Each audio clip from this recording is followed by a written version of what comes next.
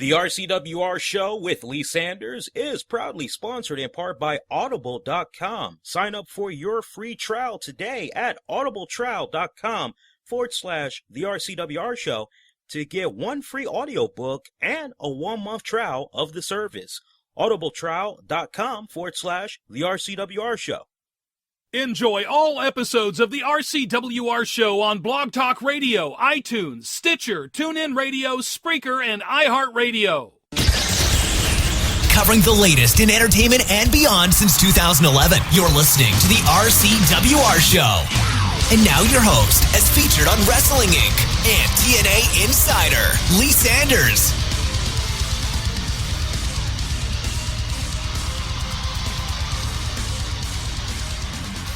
And a very good Sunday night. It's your pal right here, Black Avenger, a.k.a. the Black Azrael, Lee Sanders. We are covering Fallout and review from tonight's WWE Night of Champions pay-per-view / special event. Special event for those of us that have the WWE Network, where, man, how about the way Michael Cole and the gang kept reminding those people that have the WWE on pay-per-view, they've bought the pay-per-views. Man, talk about that sting of $54 and taxes when you can be paying, come on guys, $9.99 a month. I mean, damn, you talk about cockiness right there, but I'm going to talk a little bit more about that later on. Welcome to those of you that's joining us. We put the tweets out all throughout the night that we were going to be doing our live Night of Champions post-show. As always, we love it when you guys take the time out to interact with us. Post those comments down below so you can be a part of this episode. You can also hit us up on Twitter at the RCWR Show. Got my secondary laptop over here, so I'm able to see all the interactions that's happening. As you all are commenting on YouTube, you're sending us the feedback on Twitter. As always, follow us on there. Also hit us up on Facebook, Infinity One Productions. Make sure you give this piece a thumbs up. Share it a number of ways, Facebook, Google+, retweet. Always one of the best ways you can spread the word about our content. Later on in the show, because we had revealed, well, actually, no, we didn't reveal.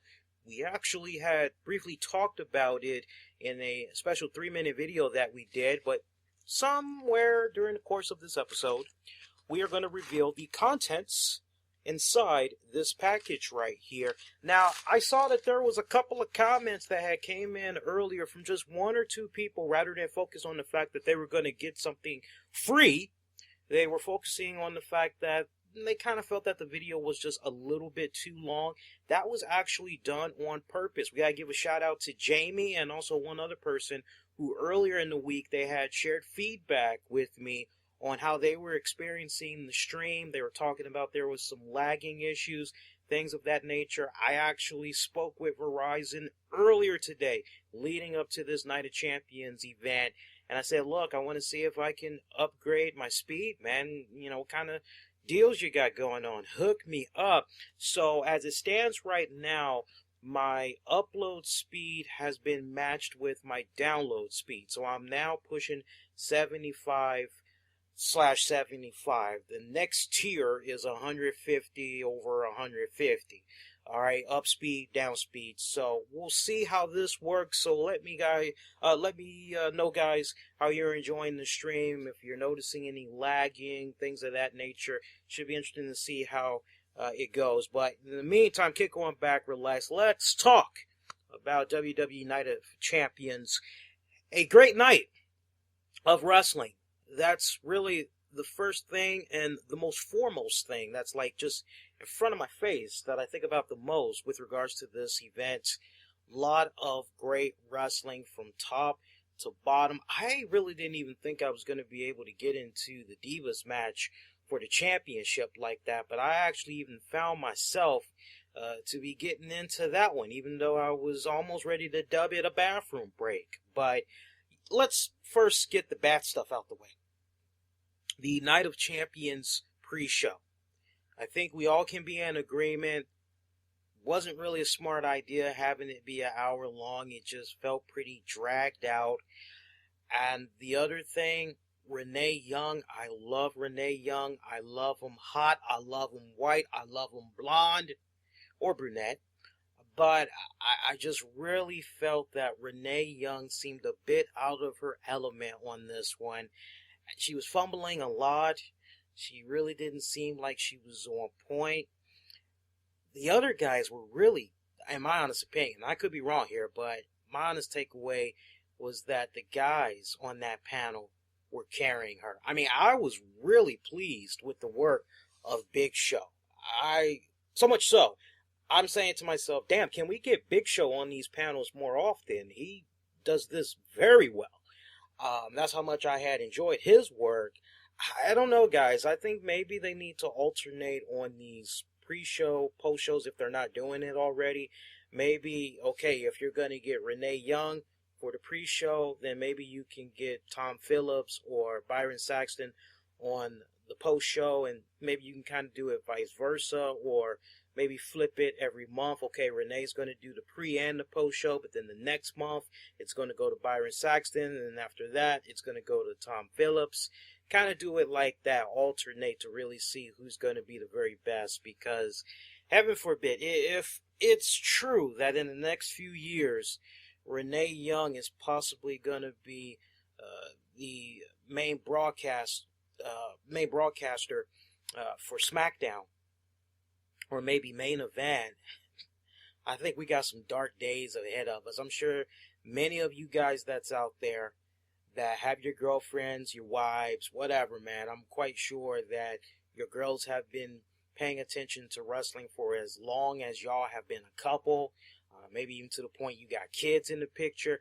I know there's you guys that's out there that's probably looked over at your woman and you said, honey, you sound better than Renee Young. I know I said that tonight. So the pre-show, I think we can all be in agreement. It just dragged on way too much. They should have kept it at 30 minutes. I understood the mentality going into this, wanting to do an hour long. And I agree, it was kind of a good mindset. Sounded good. Sounded good when you put it out there and everything. Sounds really good. You got all the championships on the line, but afterwards, not really so much of a good idea. Of course, we also got an update about Roman Reigns as the news had first broke out on the WWE network over the weekend. It pretty much had interrupted your regular scheduled programming. Scott Stamford had announced what all had came about with Roman Reigns. Roman Reigns, he had to have emergency surgery. We were covering this all throughout the weekend on our YouTube page, by the way, channel. And looks like Roman Reigns is going to be out for the next several weeks, going into next several months. The way it is sounding, as he had to have emergency surgery for a hernia injury. Nothing in-ring related, but man, talk about a big blow for the WWE right now. But as I said in our initial coverage of this, I feel that Roman Reigns, he should be back in time for Hell in a Cell. He may not compete at Hell in a Cell, which is going to be coming up on Sunday night, October 26th, but we should be able to see him make some type of an appearance on there, and then maybe afterwards, the Survivor Series, which will happen in November, maybe we'll see him involved in some type of a traditional 5-on-5 elimination tag match. At least that's the way I'm looking at it right now. Of course, you all are more than welcome to sound off on your thoughts. Let me know what you think with regards to that piece of news. All right, match-wise, let's go ahead and jump right into it. I want to blaze through this as quickly as possible, too, because I am eagerly anticipating seeing and hearing what you all have to say about tonight's pay-per-view. Tag Team Championships on the line. Jimmy and Jey Uso defending against Gold and Stardust. Folks, we've got new WWE Tag Team Champions. Yes, Star and Goldust are your new Tag Champions. I definitely was a little bit shocked by this right here. I'm sure that there's probably a good percentage of you guys that's looking at this move and you're saying to yourselves, well, hell, and many times Luke Harper, Eric Rowan, they look like they were just in the right position at the right time to become the tag champions. Why did they get looked over and instead it went to the Rhodes brothers? What's going on right here? Well, a couple of things kind of went into my mind as I saw all this come about. And by the way, this was a very good, strong opener for Night of Champions. It really set the tone, I felt, on what you could have expected for the remainder of the night, which is just some good, straight-up wrestling. Just kick on back, enjoy, because everybody brought it. Now, some could make the argument that maybe they were a little bit inspired, if you will, by what all had came about from the WWE NXT TakeOver 2 special. And hey, if that was the case, hey, kudos. I just know every single body on this card tonight that performed, they went out there, they freaking delivered, they gave you a home run. You can have me kick back at the end of the night and say, hey man, damn good pay-per-view. That's really what matters in my book. Great tone that was set between the Usos, Rhodes brothers. Again, it's kind of weird that they are the tag champions, knowing that Rowan, Harper, plenty of opportunities that could have went down. But if you really kind of look at it another way, possibly now, all right? Now, I'm not saying that I have it on good authority. I'm just trying to put an educational guess out there. All of this is an educational guess. It's just an opinion of which is my own, and I could be wrong. But it's possible that Goldust may have reached some type of a new agreement with WWE, and as a result of that, he's going to be sticking around a little bit longer. I was expecting him to go on a little bit of a hiatus a long time ago, but it seems with the pairing that we have right here of the strange ones or the golden ones looking for the cosmic keys and all that, and now they're the tag champions. I would say to you guys, as Ric Flair used to say, learn to live with it, learn to love it. It's going to take me a while to get used to this. I put a tweet out earlier as soon as I saw them win the tag belts. I said, it's going to take a while to get used to, because nothing to take away from Jimmy and Jey Uso. Great tag champions. They represented. And honestly, there was a part of me that was hoping that the Ascension was eventually going to pop up and get in the faces of the Usos. I was really hoping that maybe something like that was going to be coming about maybe before this year is out, but it looks like things are on a different course. Of course, the Usos have that rematch clause for the tag titles. Might we see that rematch come about on Monday Night Raw? Don't be too surprised if you see that match go down in less than 24 hours. By the way, every single championship match that was on this card tonight, I love how they were bringing up the previous champions that held those titles. So in the case of the WWE Tag Champions, they had these great little graphics and pictures of Edge and Christian, Tony Atlas, Rocky Johnson, the Hart Foundation, Jim the Anvil Neidhart, who's the uncle of Natalia, Bret Hitman Hart, also Los Guerreros. Just, you go from there to the United States Championship when they mentioned how Harley Race held the championship, Sting, Eddie Guerrero. You go with the United States Championship. Of course, you got Dusty Rhodes. Who else? You got Booker T.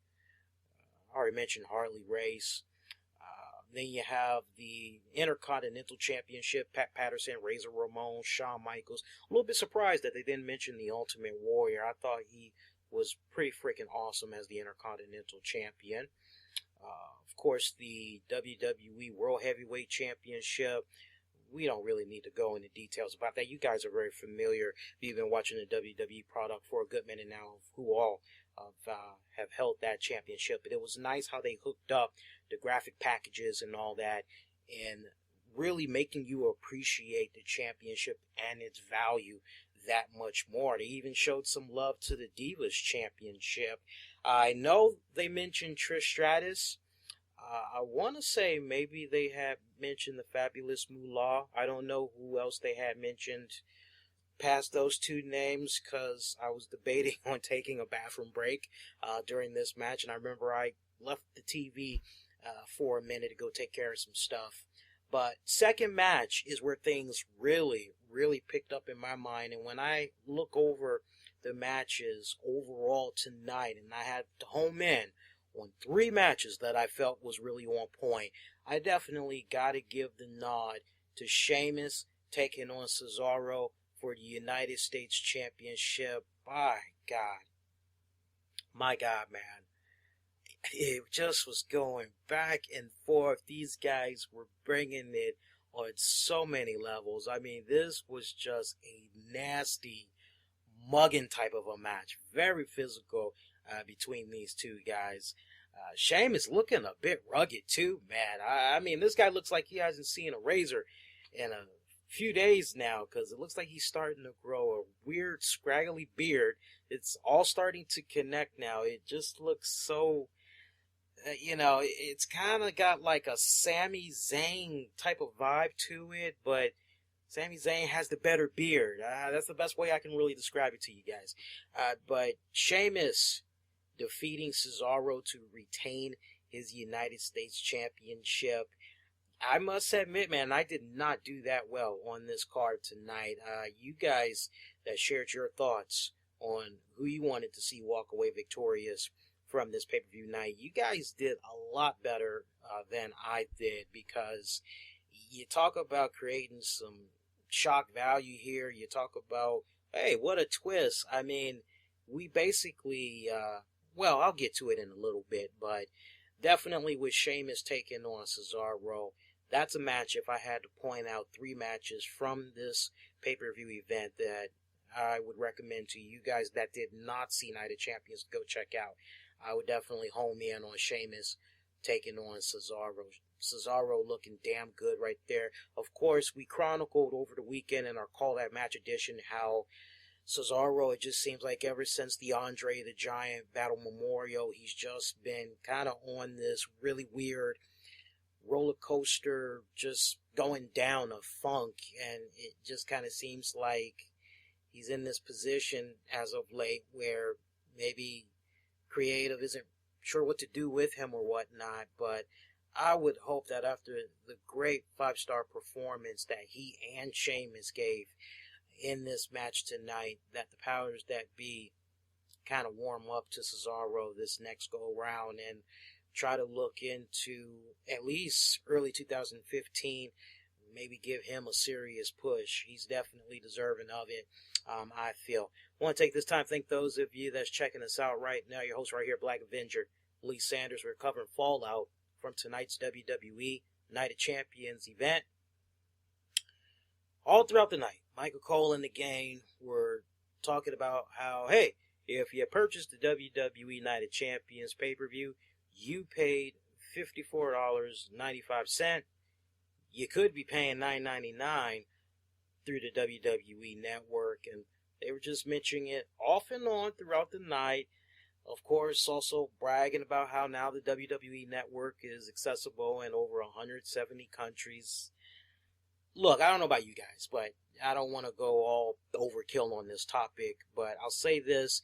You guys are more than welcome to offer your thoughts, but for me, it's kind of like, if you're making that money, why do you have to kind of sabotage it a little bit? If you still have those cable and satellite providers, if they want to pay that $54, whatever, let them, just take the money. Shut up. Take the money. That's all I have to say. I mean, you're not doing anything illegal. I'm just saying, if they want to pay $54.95, that's on them. Why do you need to have the satellite or the cable provider breathing down your neck, wanting you to give them some type of a really good deal equal to how much you're offering the WWE Network? And then if you're not able to comply with them, it's basically, okay, well, bye. We'll go holler at TNA Wrestling, Ring of Honor, Evolve, Shimmer, Shine. We'll go see if we can take that block of pay-per-view time for wrestling and give it to one of those promotions. I'm just saying, if you got a good thing going and the money's continuing to come in, why give people options? I don't know. maybe I'm just thinking about the money a little bit too much. Some of you guys may be like, Lee, that's bad, man. That's bad to say, man. Hey, to each its own. But for me, it's just shut up and take the paper trail, man. Just love it. Let's see. We had Miz take on Dolph Ziggler, Intercontinental Championship. Somebody put out a very interesting question with regards to, and actually I want to back up a second. Before Miz and Ziggler, somebody brought up a very good question about Sheamus, Cesaro. They said, damn, when was the last time Sheamus had defended the United States Championship? It seems like never. Well, I actually did a little bit of homework for you guys, because that's just what I like to do.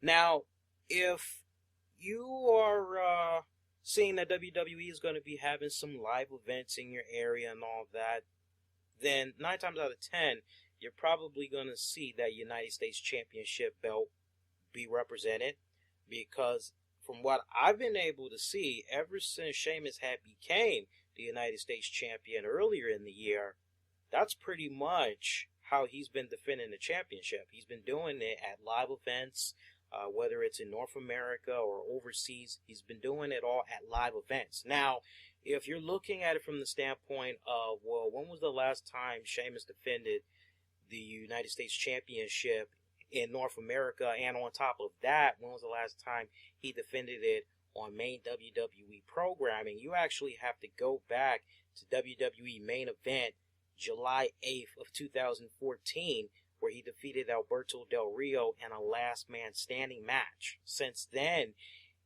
he's pretty much just been defending it at WWE live events. So right on up, the last time he defended it, according to my notes right here, was at a September 20th WWE live event against Bray Wyatt. So he's defending it. It's just not being televised, or at least not right now. So fun little trivia for you guys I thought you all might want to know. Now, Miz taking on Dolph Ziggler. Damn good matchup right here. Folks, it looks like after only hanging on to the Intercontinental Championship for a month plus, we have a new Intercontinental Champion in The Miz. Once again, he is now a 4-time Intercontinental Champion. Great technical match right here from these guys. I mean, we really did not need Damian Sandow and R. Ziggler. We really didn't need them. Or as Booker T had announced them, I think he said something like cracker, black pepper, whatever the hell he was calling them. I thought it was kind of funny what he called them on the pre-show. But I want to home in on this Dolph Ziggler thing for a moment right here, because I think this is very important. Now look, those of you that have been WWE fans for a good minute, you're familiar with Miz, you're familiar with Ziggler, you're familiar with these guys locking it up over the years. You know, anytime you get those two guys in the ring, it's going to be a classic. This was actually the second match out of the entire night that I really enjoyed a lot, even with the little interference and cameos by Miz, R-Truth. Here's my problem. So, SummerSlam, Dolph Ziggler becomes the Intercontinental Champion. We get Dolph Ziggler going on social media. Oh, they listen to you. They listen to you, WWE fans. They listen to you. Blah, blah, blah, blah, blah. Right? Less than... No, he made it a month. I'll give him that. A month later, we go to Night of Champions tonight. He loses the Intercontinental Championship. My whole thing is, what changed? What changed exactly? I mean, Miz has been given opportunity after opportunity after opportunity. Like, can we now go in the Dolph Ziggler direction? I don't know about you guys, but I'm like, I was high when Dolph Ziggler had became the Intercontinental Champion. I said, all right, finally, it looks like the powers that be are kind of warming up to Ziggler this go-round. Maybe we're going to see some really good things happen now for the blonde-haired one, the illegitimate son of badass Billy Gunn. Maybe we're finally going to see something cool happen now. And the only thing that makes sense to me right now, as far as this Miz Intercontinental title win, is the fact that maybe he has another movie getting ready to come out on DVD that we all probably are not going to buy, but it's a big deal for WWE, and it's just all about marketing strategy and all that. That's really the only thing I can think of right now. Does this put Dolph Ziggler in a situation where he's now going to be kind of set back a bit? Honestly, I don't think so. I think things are just getting started between him and The Miz. Not to mention, you got our Ziggler paired up with him, and Sandal's looking out for The Miz. I think we're going to continue to see all four of these guys go at it. Could it maybe culminate in a fatal four-way for that IC championship?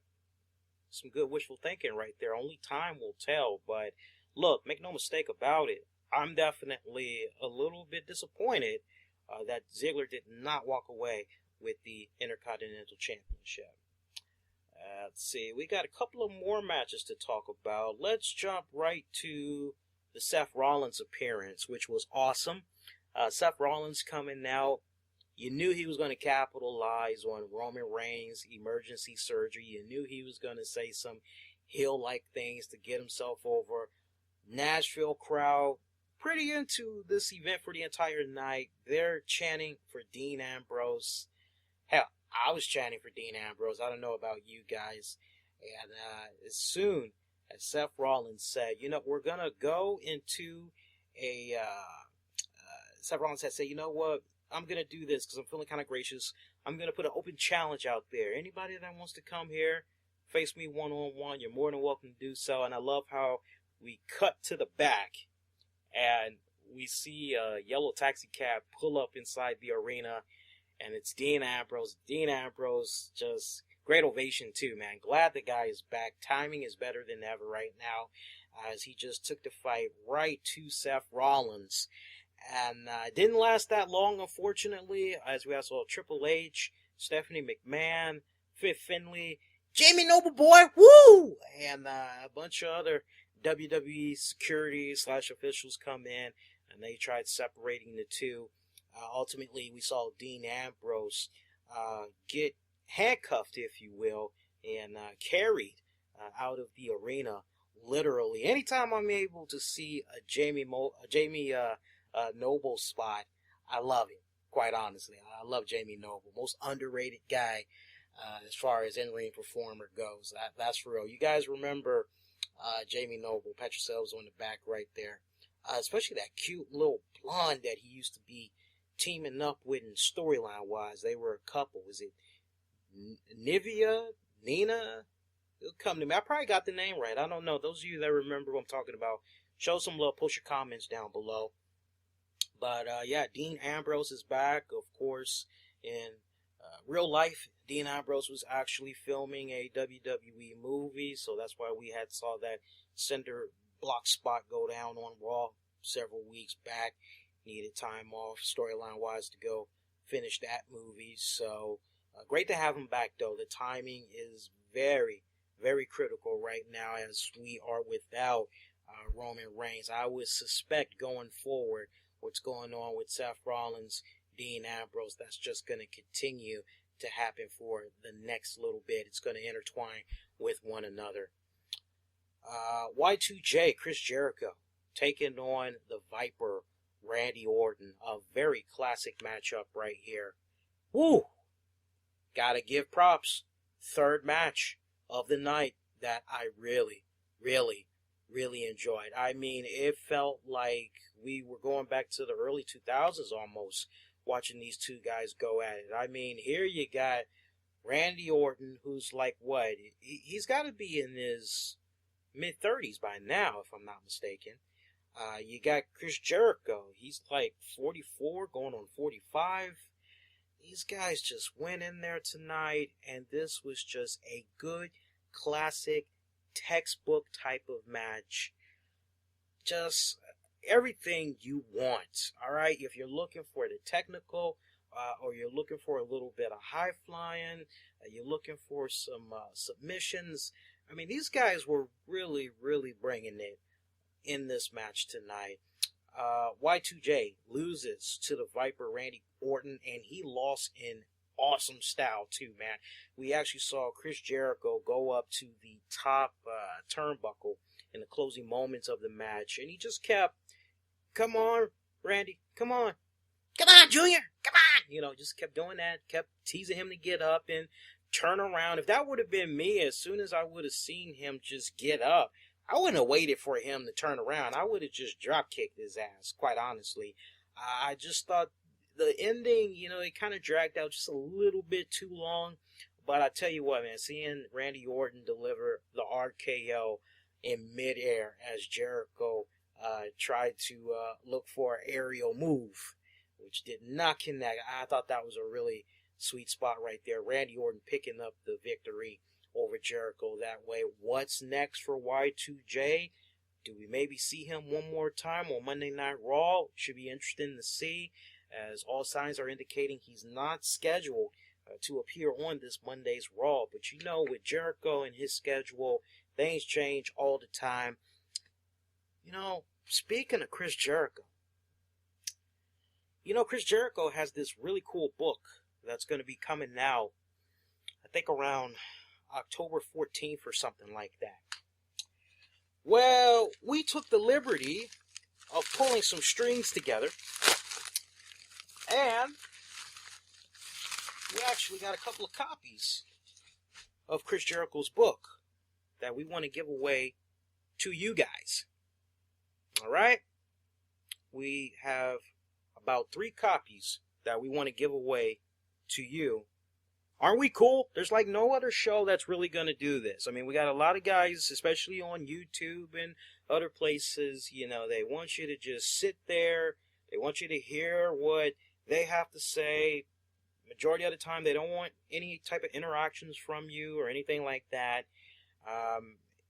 So it's kind of ice cold or whatever. We try to treat every single body that takes time out of their schedule to check us out with great respect. And, we've been at this now since 2011. And, the opportunities that come our way, whether it comes in the form of having great interviews with really cool guests, being in a situation where, we can upgrade our equipment because you're representing, you're buying our merchandise or whatever, man. It's nice to be able to give back. All right. And I was saying to myself, I want to do something really cool for you guys. What can I do? And the first thing that popped in my mind was, well, why not offer a couple of copies of Chris Jericho's book? So this is how we're going to do it. If you want a copy, right, we're going to do a random prize drawing. All right.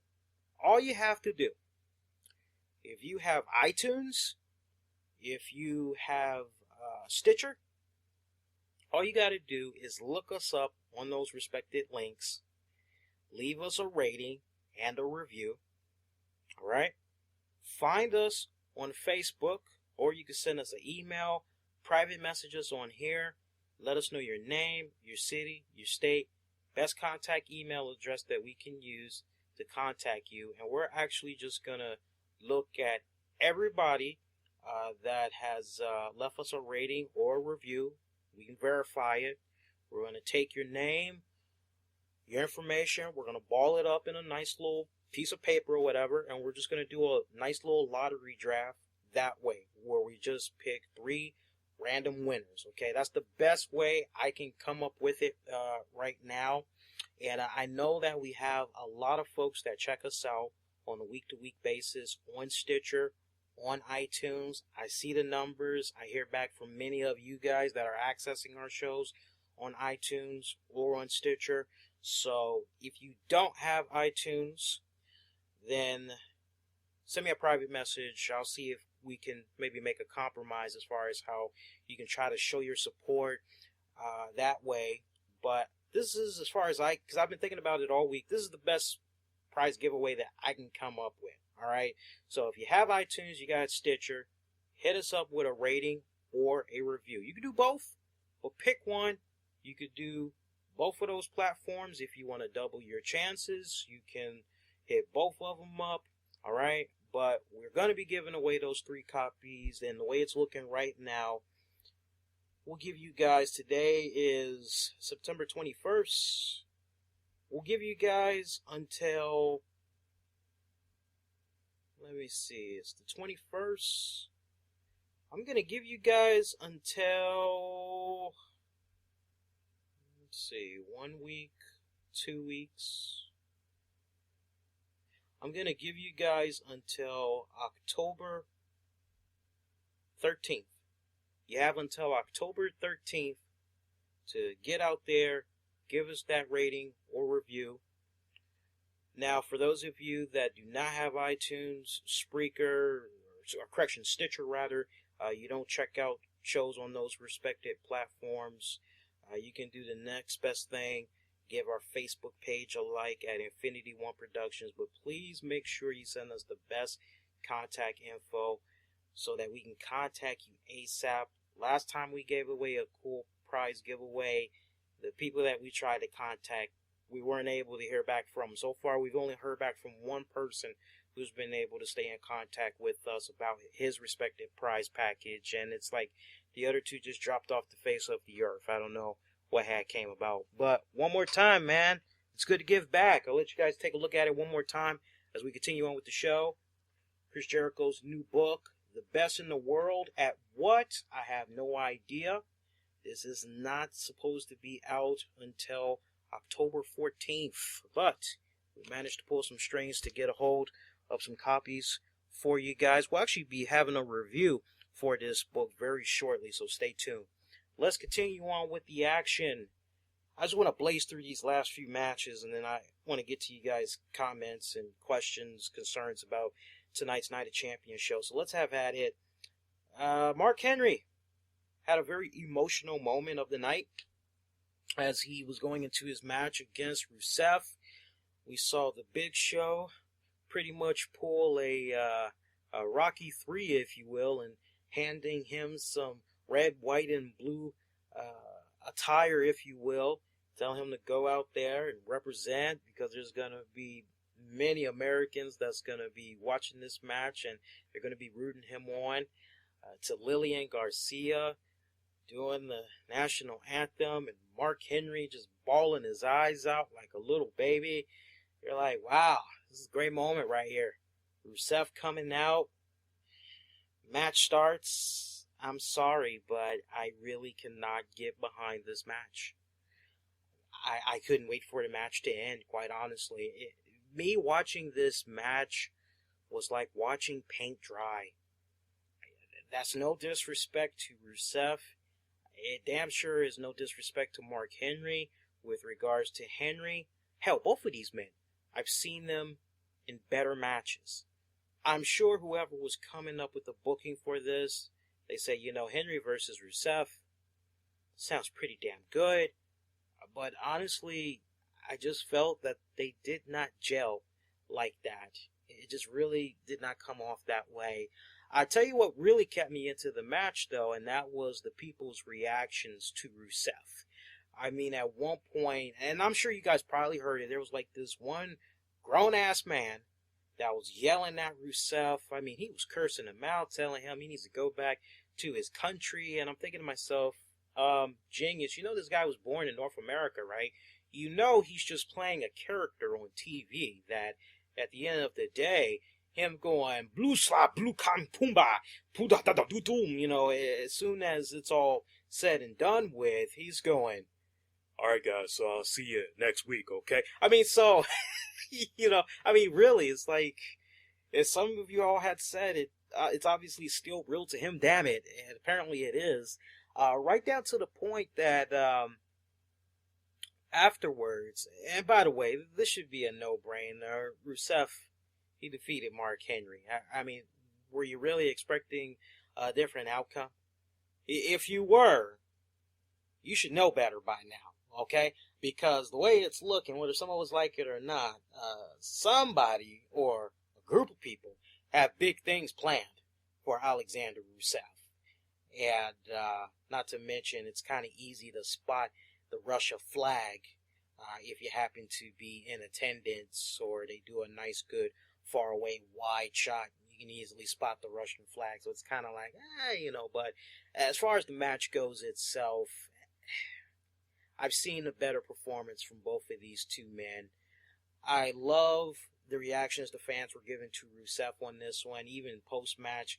I love the zoom in that they did of the dad that had his 7-year-old daughter on his lap, and they both looked like they were about to tear up. I'm like, are you serious, man? And then you had a nice, actually petite, cute-looking brunette that was kind of like, are you serious? And, you know, I'll give you guys a little bit of credit. I mean, you know, you guys in Tennessee, Nashville, Tennessee, you know, it is Tennessee, you know, it's country, and, you know, I'm not saying Tennesseans are stupid or anything, but, you know, they love their wrestling. Nothing wrong with that.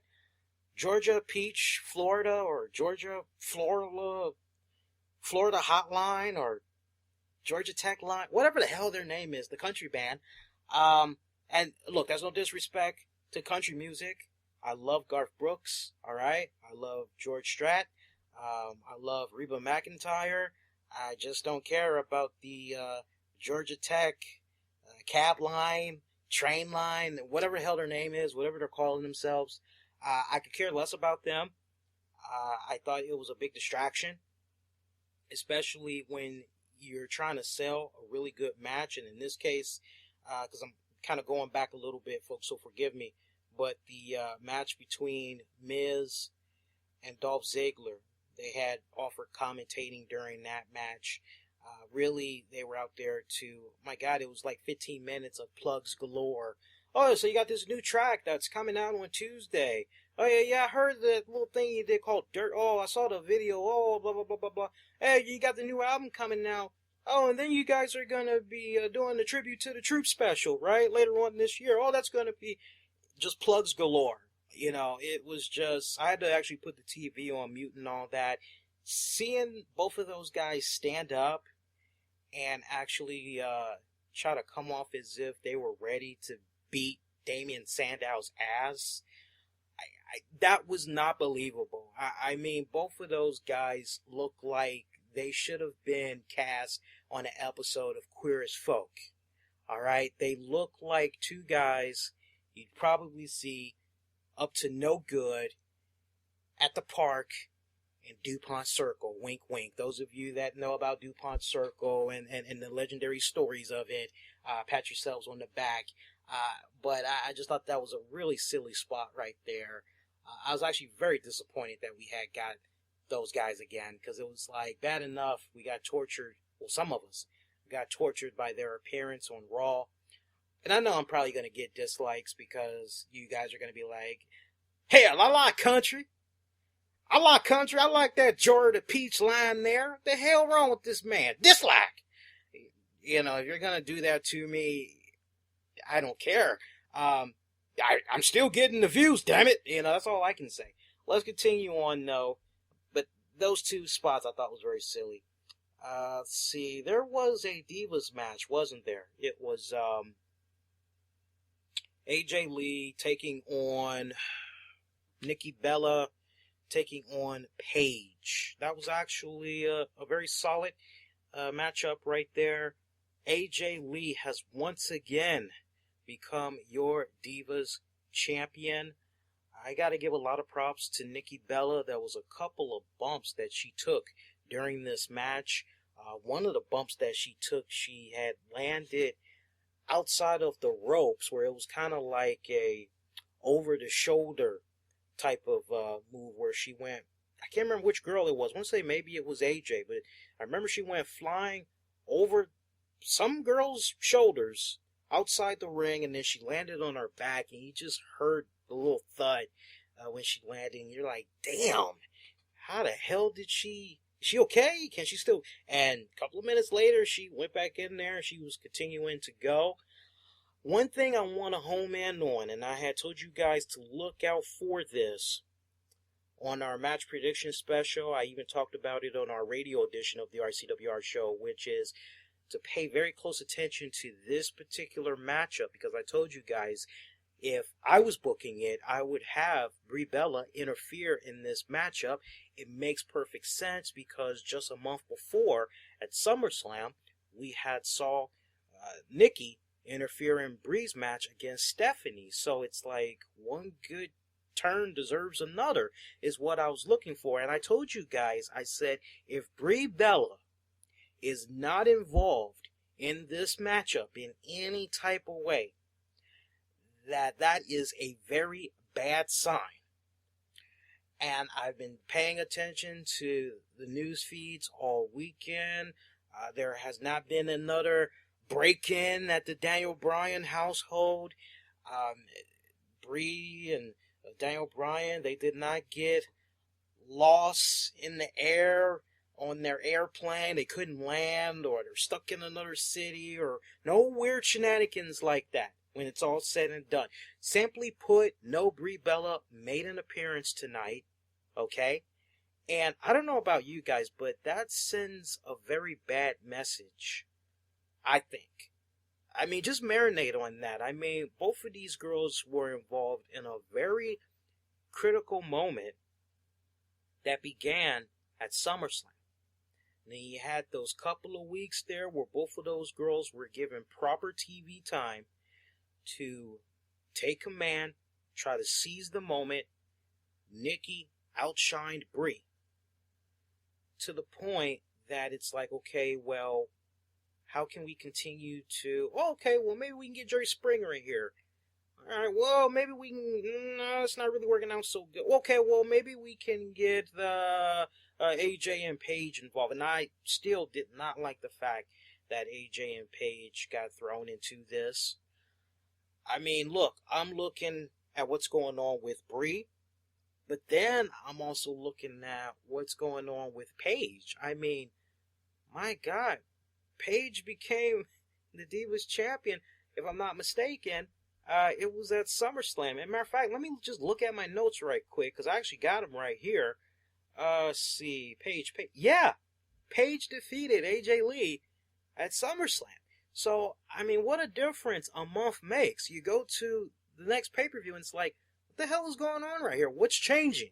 Why all of a sudden are we like no longer going with this person? Why are we now going back to after Paige did a very good job in going the heel route and switching it up on folks? I thought for sure, hook or by crook, she was going to be retaining her championship. So, big question I have in my mind going into the next batch of weeks of WWE programming is, okay, well, what's next for Paige? Is she maybe going to get a rematch for the Knockouts Championship? I said Knockouts, forgive me, guys. Got my promotions mixed up. Is she going to get another shot at the Divas Championship? And meanwhile, what's going on with Brie Bella? Like, is Brie now just taken entirely out of the equation? What's going on? So, very interesting stuff right there. That's worth noting.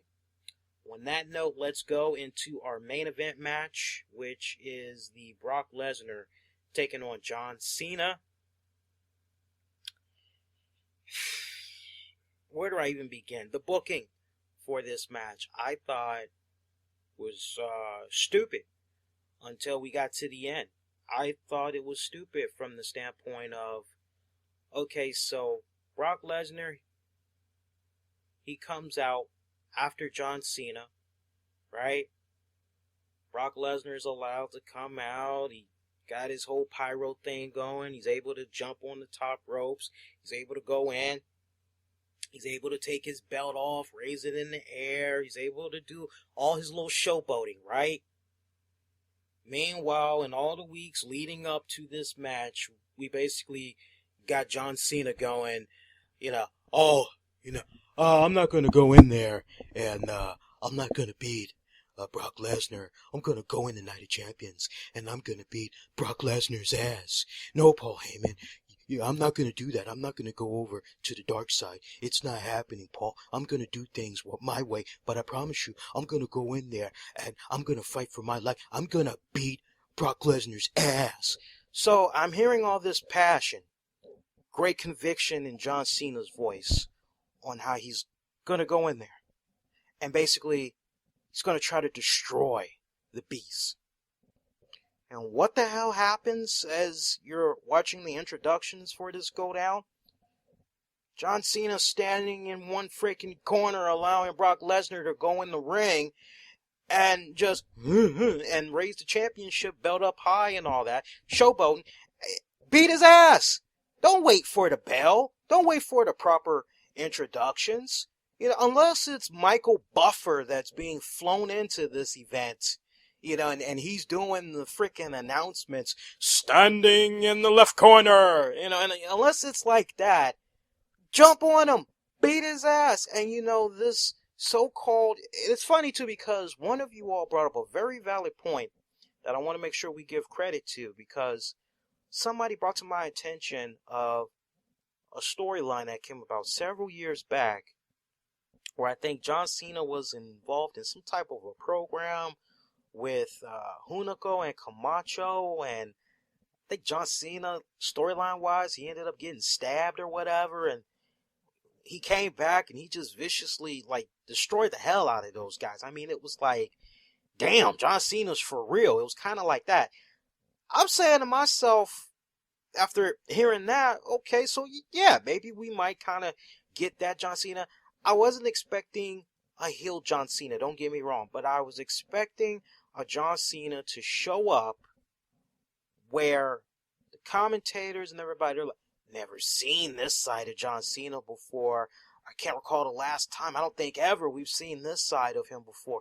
This is a ruthless, a very diabolical, this is a cruel, this is a cold-hearted John Cena. He's really taking this game to the next level. He wasn't kidding when he said he was going to go in here and he was going to kick Brock Lesnar's ass. He's destroying Brock Lesnar. I was expecting at some point for a John Cena to go mentally ballistic on Brock Lesnar, to the point that after many attempts by the referee, warnings by the referee to have John Cena straighten his act up or else risk disqualification, to get disqualified, and instead Brock Lesnar is able to hang on to his championship that way. But no, we don't get that. We pretty much had got almost a somewhat identical match to what we saw with SummerSlam, only this go round there was a little bit more of an offense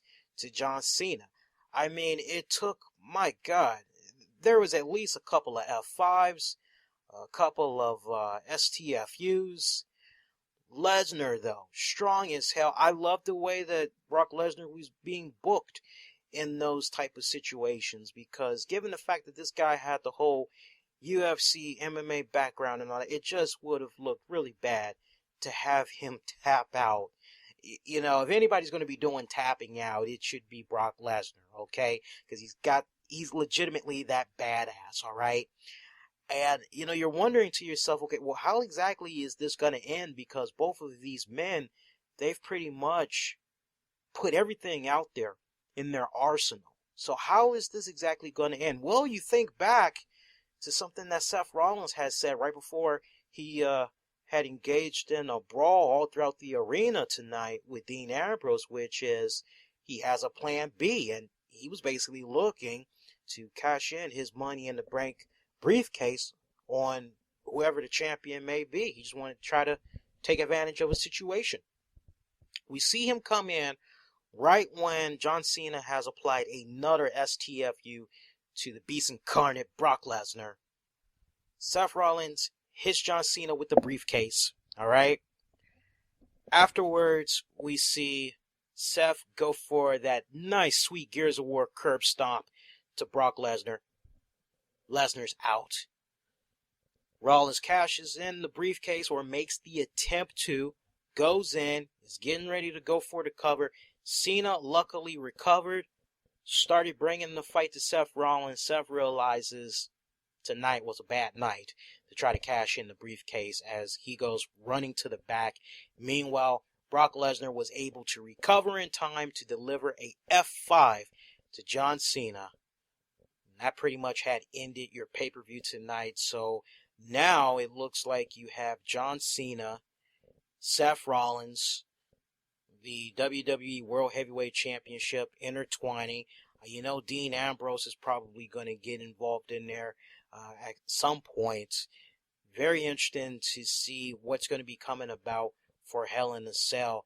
I can't help but wonder what exactly is going to happen. Just looking into the crystal ball a little bit, if I were to just give an early projection or early prediction, I wouldn't be too surprised if John Cena were to come out on Monday Night Raw and storyline wise boost about how he got cheated. He wants a fair shot against Brock Lesnar, no distractions, because as far as he's concerned, he almost had Brock Lesnar beat for the championship. And maybe we're going to see some type of a tournament or whatnot take place.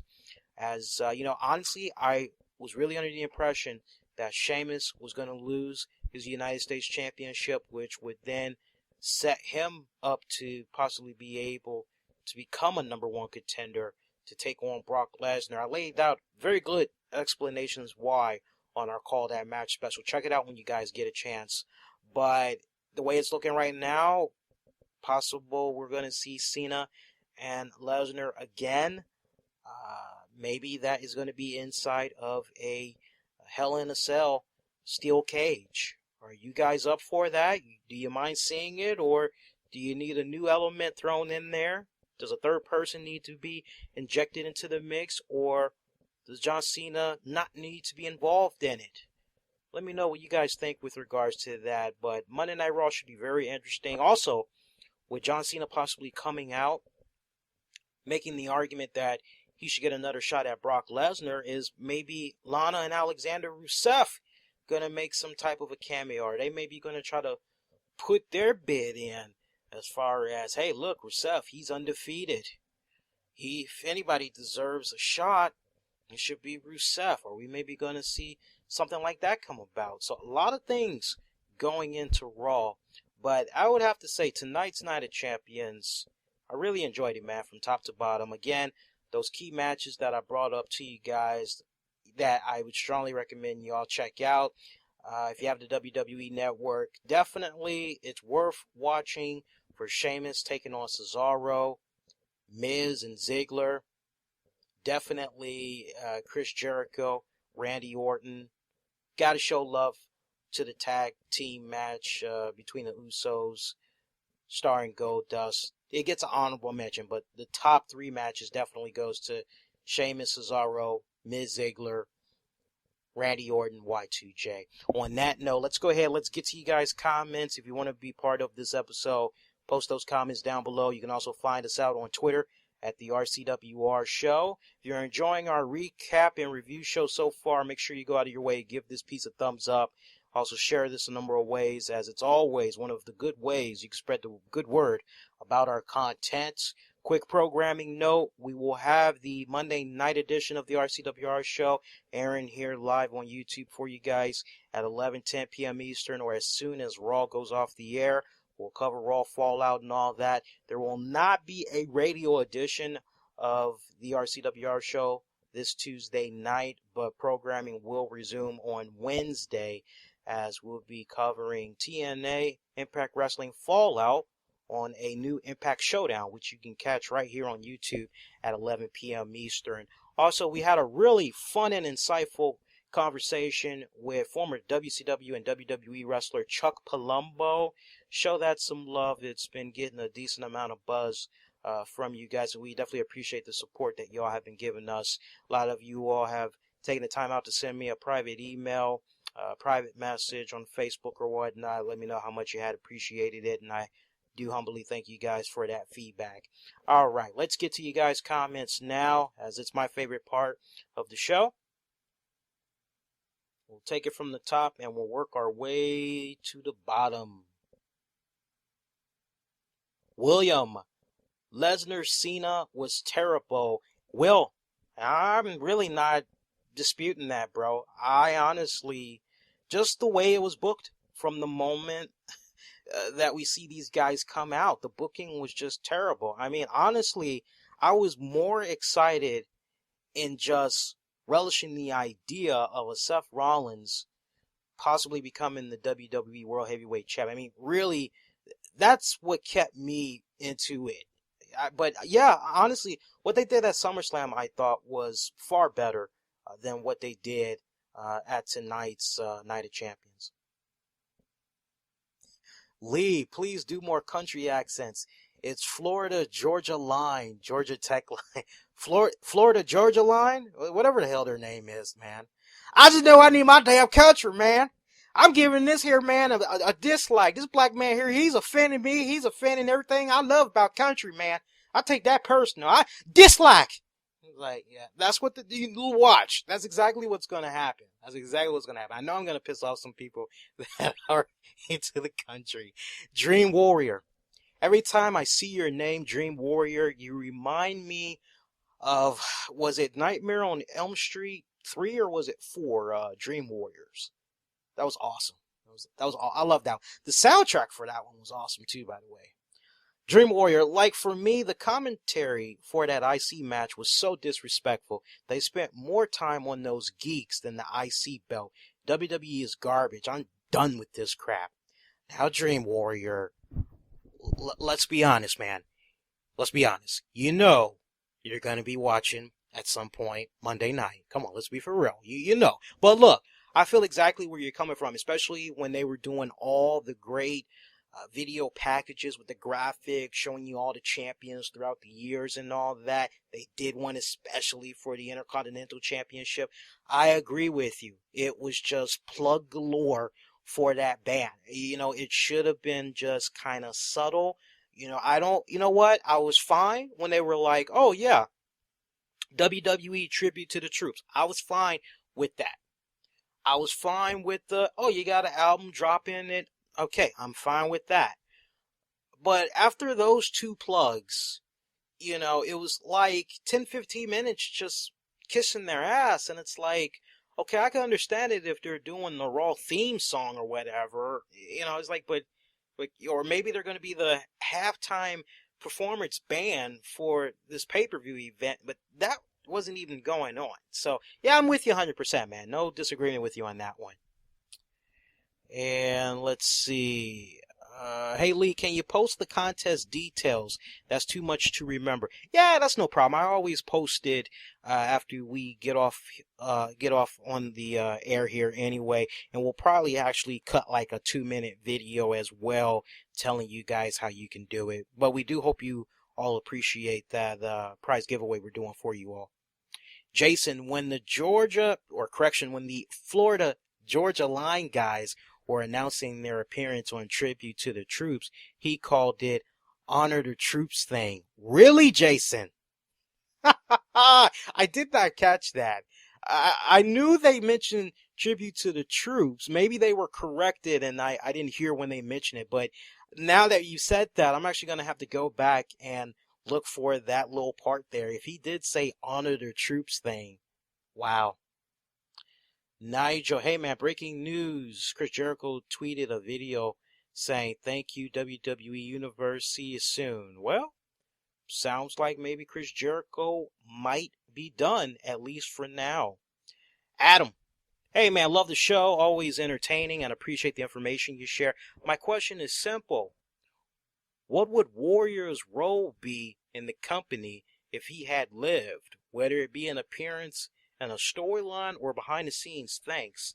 I'd love to tackle that, but that's not really a Night of Champions related thing. That's more of a good fan Q&A that I can maybe tackle the next time we do our radio edition of the RCWR show. I'll make a mental note and I'll actually reply to you, give you a link, let you know how you can check it out so you can hear the answer to that question. Honey nut? Like Honey Nut Cheerios? What is this? Hokey Nut. All right.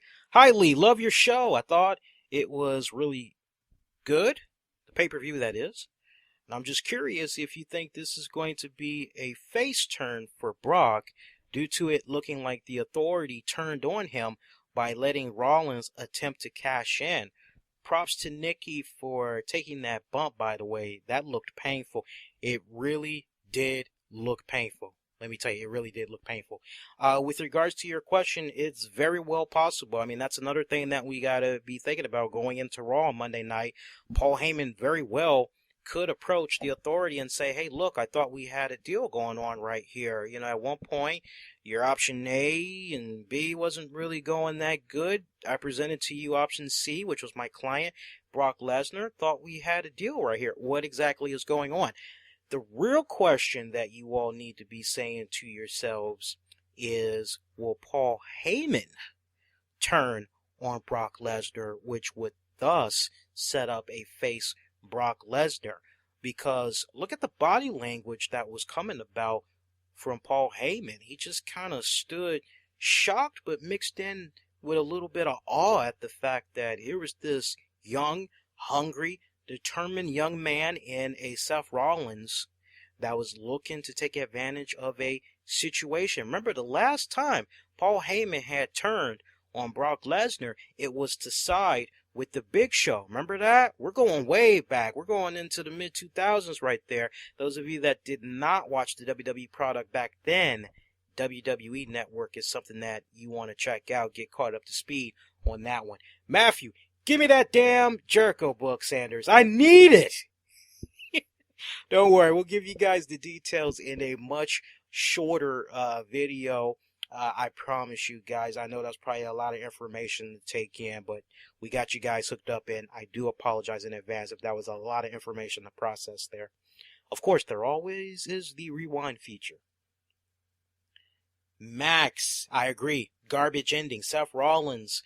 Of all the wrestlers, Seth Rollins, WTF, WWE thinking, why spoil such a good match with that idiot Rollins? Shaking my head. Trash ending. I don't know about trash ending.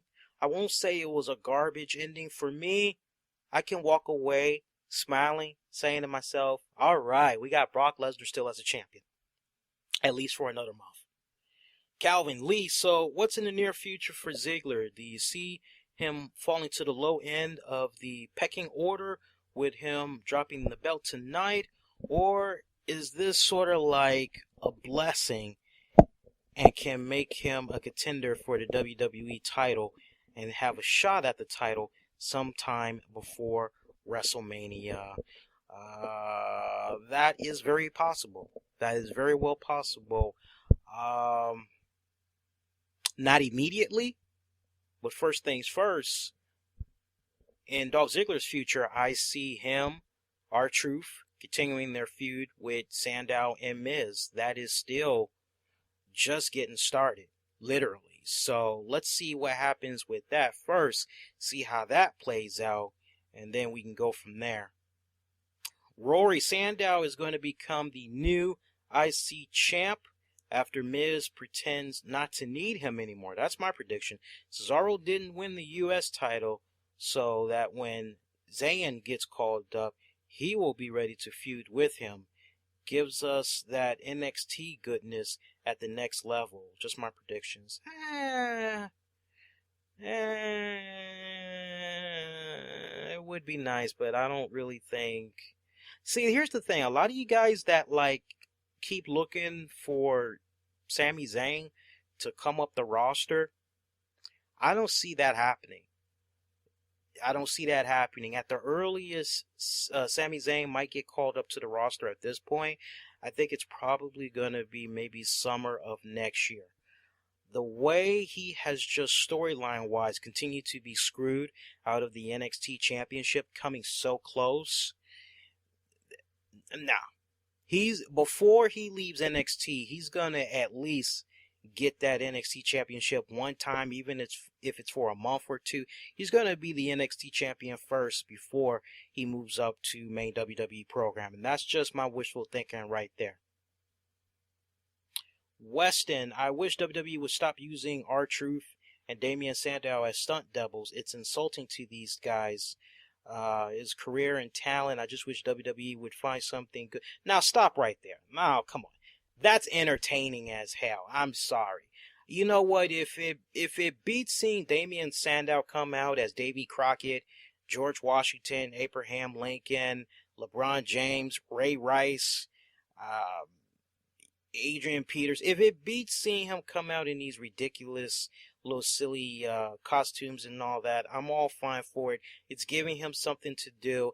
I like the running gag that's going on with R-Truth and Dolph Ziggler. It's kind of like, I mean, it's obvious, that R-Truth can't really be Dolph Ziggler's stunt double because of a skin complexion there, but I mean, that's what makes it so awesome, especially given the fact that the commentators, that is, they aren't acknowledging the fact that, well, this is silly, it's not working because R-Truth is black. They're not going that route. And plus, it's giving them something to do. And being a Damien Sandow fan and an R-Truth fan, I love the fact that they're involved in this position right now. Ultimately, when it's all said and done, it's actually a good move. They're all benefiting from it when it's all said and done. Snaker Attic. Really shocked. Great the pay-per-view was tonight. Definitely a good show. Jason, 7.5 out of 10. Quarter points off the show is as follows. Cesaro versus Sheamus. The 1/4 point. I ain't getting into that 1/4 point. And I love you, Jason. We appreciate you always retweeting stuff we do and all that. But you're losing frames bad. I'm losing frames bad. I don't understand what that means. You got to be coming at me with more English on that one. By the way, speaking of, how's the stream going so far for you guys? Anybody noticing any lag or whatnot? Because we did upgrade our speed earlier today. So I was testing it out for a few minutes. Seemed like everything was going pretty good. Post your comments before we wrap it up for tonight. We're almost done. I'm only going to go through a couple of more comments from you guys. If y'all have been enjoying the show so far, make sure before you all roll out, show us some love. Give this piece a thumbs up. Make sure you Facebook, retweet, Google Plus it. Always one of the best ways you can spread the good word about our content. David, do you think it'll be a three-way match at the next pay-per-view? And do you think Cena would have won if Seth did not come out? With regards to the later question, that's the question that ultimately is going to set up another match between John Cena and Brock Lesnar. As far as a triple threat match goes, doesn't make sense to put Seth Rollins in there. He's got his hands full right now that Dean Ambrose is back. I think, if anything, Dean Ambrose is going to be getting in his face. Let's see. 9476. Love watching the shows as always. I really like the first two matches of the show, of the pay-per-view. The matches in the middle were rough to go through and couldn't really get into it. I'm disappointed on how the main event finished. I thought they were going to book Lesnar as an unstoppable beast until WrestleMania. Maybe it's because there's no credible faces to fight Lesnar. They have to tone him down. Lee, do you think Brock Lesnar will want to fight Rollins? I can actually see Brock Lesnar laugh off Seth Rollins. Basically a irritating little gnat that's just flying around a piece of fruit, trying to get its little crumb or whatever. I can see a scenario play out where Brock Lesnar could possibly just shake that off, and it might come back to bite him in the ass.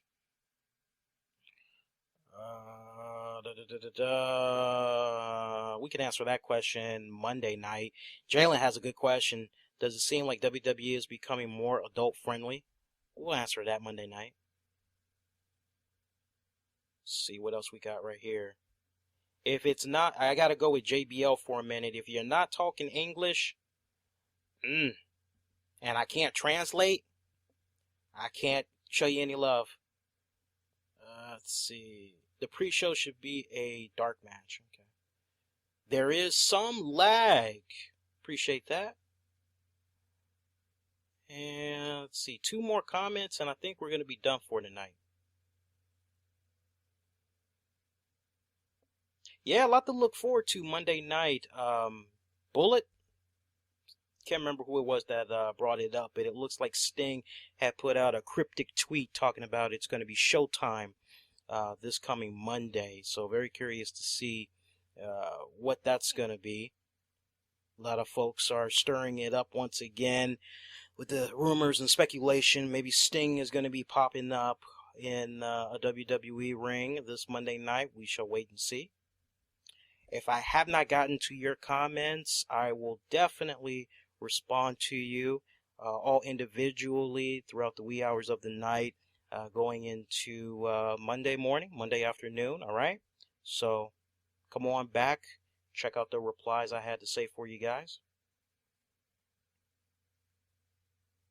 Jason, was lagging on HD, but drop down and you're good. My rating post is really to create discussion, not errantly. Okay, yeah, it's all good, no problem. And Joe ended on this note. Awesome pay-per-view. Give it an 8 out of 10. And that is going to do it. Actually, we got a new person I want to show some love to. Let's see what's going on right here. Like your channel. This comes from WWE Stage Man. Like your channel. It's awesome. You should check out the radio shows too then if you like our channel. And my question to you is, with this Night of Champions considered to be of the better Night of Champions shows or one of the worst? What would you change from this pay-per-view to make it better? I'll answer one question and I'll answer the other one maybe tomorrow night. The first question, as far as tonight's Night of Champions, I actually enjoyed this Night of Champions more so than what we had got last year. Now, for those of you that need a little bit of a friendly reminder on what had happened at last year's Night of Champions, here's the card from Night of Champions 2013. See if you guys remember this. Primetime players Darren Young, Titus O'Neil defeated Tons of Funk, Brodus Clay, Tenzai, with Naomi and Cameron. They also defeated the Usos, three-man band, Real Americans. It was a tag team turmoil match for the tag titles. Curtis Axel was the Intercontinental Champion. He had Paul Heyman by his side. He defeated Kofi Kingston. AJ Lee was the Divas Champion. She defeated Natalya, Brie Bella, and Naomi in a fatal four-way. Rob Van Dam, who had Ricardo Rodriguez by his side, defeated Alberto Del Rio. That was by disqualification, by the way. It was for the World Heavyweight Championship. Meanwhile, The Miz defeated Fandango. Paul Heyman and Curtis Axel defeated CM Punk. It was a no disqualification 2-on-1 handicap match. Meanwhile, Dean Ambrose defeated Dolph Ziggler for the United States Championship. The Shields, Roman Reigns, Seth Rollins, they defeated the Primetime Players for the tag championships. Remember, the winner from the tag team turmoil match went on to face Roman Reigns and Seth Rollins. And in your main event match, Daniel Bryan defeated Randy Orton to become the WWE champion, as the championship was on the line. So, thinking back to last year, comparing last year's to this year,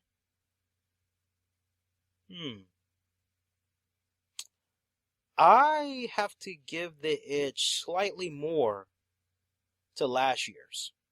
How about you guys? Now that you've heard the card, maybe it rejogged your memory and all that. Which card did you like more as far as Night of Champions? Did you like 2013 or did you like 2014? Give me your reasons why. Nice little poll that we'll do. And depending on the volume of comments, we'll follow up on what you guys have to say, maybe on our Monday night edition of the RCWR show. In the meantime, that is going to do it. We have been on for a little bit over an hour. It's time to shut it down on that note. Those of you that might have experienced a lot of lagging, at your end. I hope, as I'm seeing from a lot of the comments that's coming in, you all really did not experience hardly any type of lagging that was going on during this presentation here. But for those of you that maybe like to check us out on the downloads, I will have the audio version of this be available. I will be uploading it first to Spreaker and Blog Talk Radio, and then from there, probably take about several minutes. It'll also be released to iTunes, Stitcher, and all the other respective platforms. Give me about, give me about 30 minutes is all I need. I'll actually have it be uploaded to Spreaker for you guys. Remember to follow us on Twitter at the RCWR Show and on Facebook at Infinity One Productions. That's Infinity with an E. Make sure you throw the actual number 1 in there, Infinity One Productions. One more time, show love. Make sure you give this a thumbs up, share it, check out more great content that we have available. Show love to that Chuck Palumbo conversation that we did. You get to see him and me in the flesh going back and forth with one another. Great stuff. Good night, good morning. Until next go round, take care.